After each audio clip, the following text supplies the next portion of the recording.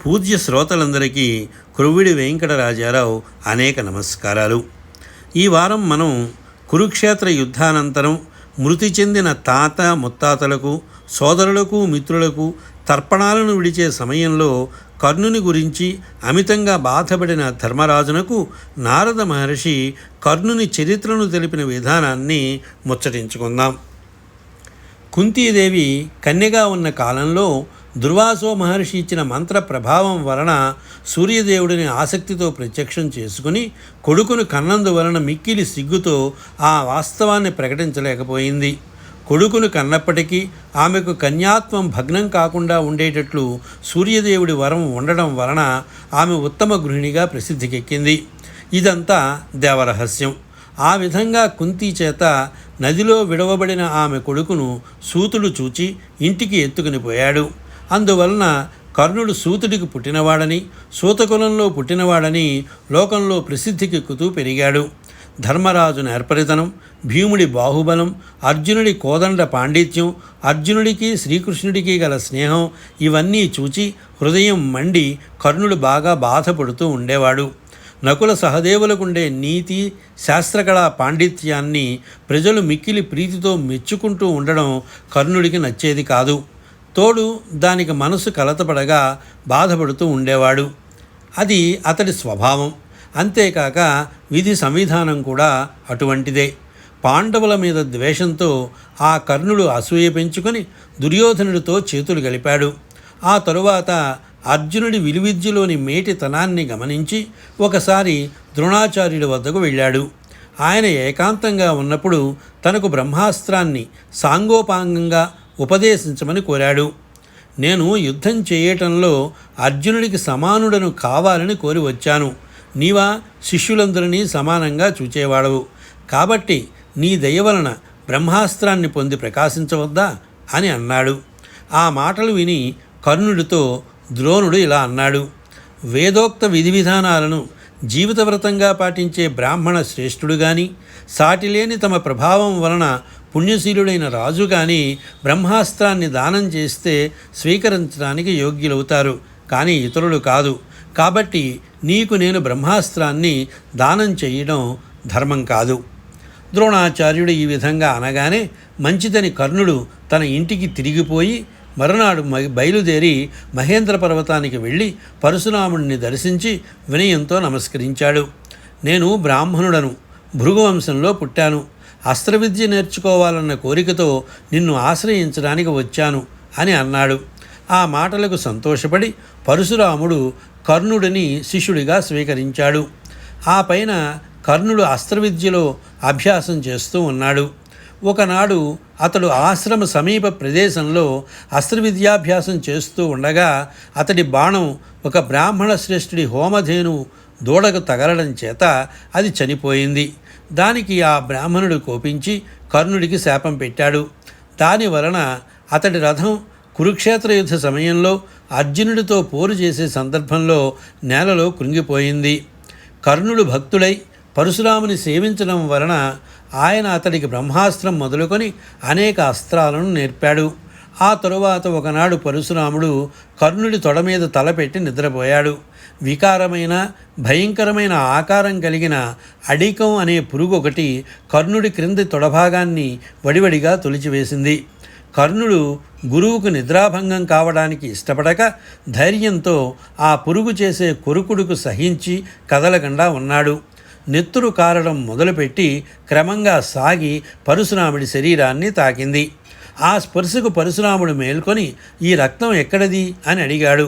కర్ణుడు తొడ ఎత్తి కీటకాన్ని చూపి ఇది తొలుస్తూ ఉండగా మీ నిద్ర చెడకుండా ఉండాలని ఆ బాధను సహించి నేను కదలకుండా కూర్చున్నాను అన్నాడు. పరశురాముడు ఆ కీటకాన్ని చూడగానే ఆ పురుగు చనిపోయి రాక్షస రూపం పొంది ఆకాశ ప్రదేశంలో నిలిచి ఇలా పలికింది: ఓ దయామయ, నీ కారణంగా నాకు భయంకరమైన శాపం నివృత్తి చెందింది. నేను నా పూర్వరూపాన్ని పొందగలిగాను. గ్రస్తుడు అనే పేరుతో పిలువబడే ఒక రాక్షసుడిని నేను. భృగు మహర్షి భార్యను అపహరించి అతడి శాపానికి గురి అయి కీటకంగా ఉంటూ వచ్చాను. ఓ పరశురామ, నీ చూపులనే అమృతపు చిలకరింపుల వలన నేను మరల నిజరూపాన్ని పొంది సుఖంగా ఉన్నాను అని చెప్పి నమస్కరించి స్వేచ్ఛగా వెడలిపోయాడా రాక్షసుడు. ఆ తరువాత పరశురాముడు కర్ణుడు ప్రదర్శించిన అపూర్వ ధైర్యాన్ని మనస్సులో లోతుగా భావించి అతడితో, బ్రాహ్మణ జాతికి ఇటువంటి ఓర్పు ఉండదు, నిజంగా నీవెవడవు అని అడుగగా, నేను సూతపుత్రుడినని కర్ణుడు భయపడుతూ సమాధానం చెప్పాడు. అందుకు పరశురాముడు మిక్కిలి కోపించి, బ్రాహ్మణుడనని పలికి నీవు వంచనతో నా శిష్యత్వాన్ని గ్రహించావు, దాని ఫలితాన్ని అనుభవించుము. నా వలన నేర్చుకున్న అస్త్ర విద్యా సంపద మొత్తం భగ్నమైపోవుగాక అని శపించాడు. కర్ణుడు కూడా చేయగలిగిందేమీ లేక విచారపడుతూ వచ్చి దుర్యోధనుని చూచి, ప్రభు, నేను పరశురాముణ్ణి ఆశ్రయించి అస్త్రవిద్యను గడించాను. ఇప్పుడు ఈ లోకంలో వీరులెవరూ యుద్ధంలో నన్ను ఎదుర్కొనేవారు లేరు అంటూ కర్ణుడు అలా అనగా విని దుర్యోధనుడు సంతుష్టాంతరంగుడయ్యాడు. ఓ ధర్మజ, మీ అన్న అయిన కర్ణుడు నడిచిన విధానాలు అటువంటివి అంటూ నారదుడు ఇంకా ఎలా చెప్పాడు. ఆ విధంగా కర్ణుడు దుర్యోధనుడికి ఆప్తమిత్రుడై ఉండగా కళింగ రాజ్యాన్ని పరిపాలించే చిత్రాంగదుడనే రాజు తన పుత్రిక శుభాంగికి స్వయంవర మహోత్సవాన్ని చాటాడు. దానికి శిశుపాలుడు, నీలుడు, జరాసంధుడు, రుక్మి మొదలైన రాజులెందరో చిత్రాంగదుడి రాజధాని నగరమైన రాజపురానికి చేరారు. దుర్యోధనుడు కూడా ఉత్సాహంతో చతురంగ బలాలను వెంటబెట్టుకుని కర్ణ సహాయుడై రథమెక్కి రాజపురానికి వెళ్ళాడు. అట్లా సమావేశమైన రాజులకందరికీ చిత్రాంగదుడు సముచిత సత్కారాలు చేసి తన కూతురైన శుభాంగికి స్వయంవర మహోత్సవ కార్యాన్ని నిర్వహిస్తున్నాడు. చిలికెత్తలు, దాదులు పేరు పేరున రాజులను చూపి పరిచయం చేస్తూ ఉండగా ఆ కన్య వారిని చూస్తూ చేతిలో కళ్యాణ పుష్పమాలను ధరించి రాజుల నడుమనున్న దారిని మెల్లగా నడుస్తూ దుర్యోధనుని దాటిపోయింది. అందుకు రారాజుకి కోపం వచ్చింది. ఆమెను ముందుకు సాగకుండా ఆపి పట్టి రథం మీద ఉంచడానికి ఆజ్ఞాపించి తాను సభను వీడి వెళ్ళనారంభించాడు. సభలోని రాజులందరూ కలవరపడి గుమికూడి అతి భయంకరమైన విధంగా అతన్ని ఎదుర్కొన్నారు. దుర్యోధనుడు కూడా వెనుకాడక అందరూ అతడి బలపరాక్రమాలను పొగిడేటట్లుగా యుద్ధం చేశాడు. ఆ సమయంలో బల్లెములను ప్రయోగించి రాజుల శిరస్సులను భయంకరంగా నేల రాలేటట్లు చేస్తూ ఏనుగుల, రథాల, గుర్రాల, పదాతుల సమూహాలను మట్టుబెడుతూ అందరికీ వారించడానికి శక్యం కానివాడుగా కర్ణుడు యుద్ధరంగంలో నిలిచాడు. ఆ విధంగా బల పరాక్రమాలను ప్రదర్శించే వీరవర్యుడైన కర్ణుని చూచి చావగా మిగిలిన రాజులు భయపడి పలాయనం చిత్తగించారు. దుర్యోధనుడు సంతోషించి కన్యారత్నమైన శుభాంగిని తీసుకుని హస్తినాపురాన్ని చేరుకున్నాడు. అయితే అప్పటి పగను మనస్సులో పెట్టుకున్న జరాసంధుడు కర్ణుణ్ణి ద్వంద్వయుద్ధానికి ఆహ్వానించాడు. కర్ణుడు వెళ్ళాడు. కర్ణ జరాసంధులు ఇరువురు అసహాయ వీరులై యుద్ధం చేశారు. కర్ణుడు జరాసంధుని దివ్యాస్త్ర సముదాయాన్ని, ధనురాది సాధనాలను ధ్వంసం చేశాడు. జరాసంధుడు కూడా కర్ణుడి అస్త్రశస్త్రాలను వమ్ము చేశాడు. ఆ పైన ఇరువురు రథాలపై నుండి నేలకు దిగి పెరిగిన పట్టుదలతో బాహాబాహి యుద్ధానికి పూనుకొని తలపడ్డారు. జరాసంధుడు బాధ పొంది కీలు విరగొట్టుకున్నాడు. అంతటితో పోరు ఇరువురు చాలించారు.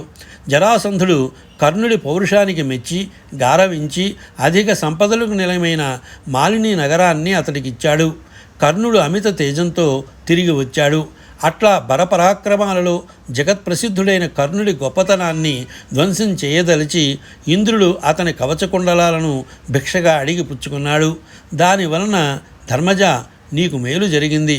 దానివలననే అర్జునుడు కర్ణుడిని సంహరించగలిగాడు అని నారదుడు చెప్పి మరల ఇలా అన్నాడు. ధర్మజ, నేను చెప్పేది విని గ్రహించుము.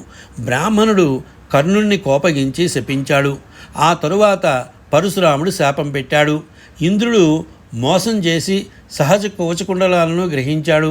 కుంతి వరమనే నెపంతో కోరి కోపాన్ని మాన్పింది. భీష్ముడు కర్ణుణ్ణి అర్ధరథుడిగా చేసి అగౌరవపరిచాడు. శల్యుడు అనుచిత సంభాషణలతో కర్ణుడు హృదయాన్ని కలతబెట్టాడు. కృష్ణుడు అతడికి దాటరాని విధిగా నిలిచాడు. ఇవన్నీ జరగగా అర్జునుడు కర్ణుణ్ణి రణరంగంలో వధించగలిగాడు. ధర్మరాజా, శివుడు, ఇంద్రుడు, యముడు, వరుణుడు, ద్రోణుడు, కృపుడు మొదలైన వారందరూ లెక్కకు మించిన దివ్య బాణాలను ఉపదేశించడం వలన అర్జునుడి ప్రతాపతేజం కర్ణుడి పరాక్రమ తేజాన్ని ఆర్పగలిగింది సుమా అని నారదుడు చెప్పగా విని తీవ్రమైన దుఃఖం చేత కలత చెంది ధర్మరాజు కన్నీరు మున్నీరు కాగా దీర్ఘ నిశ్వాస విడుస్తూ ఉండగా అతడి సమీపంలో ఉన్న కుంతీదేవి అతడి అవస్థను చూచి అతడి శోకాన్ని మాన్పాలని అతడితో ఇట్లా అన్నది, కుమారా, పుట్టుకను గురించి నిజాన్ని చెప్పి అతడిని నీ వైపు నేను ఆహ్వానించినప్పుడు ఆ సూర్యభగవానుడు కూడా కర్ణకొడుకనే భావంతో కలిగిన కరుణతో కుంతి చెప్పిన మాట నిజం, నమ్మునాయనా అని పలికాడు. కానీ కర్ణుడు దుర్యోధనుడిని ఆశ్రయించి నీ వైపు రావడానికి ఏ విధంగానూ ప్రయత్నం చేయలేకపోయాడు.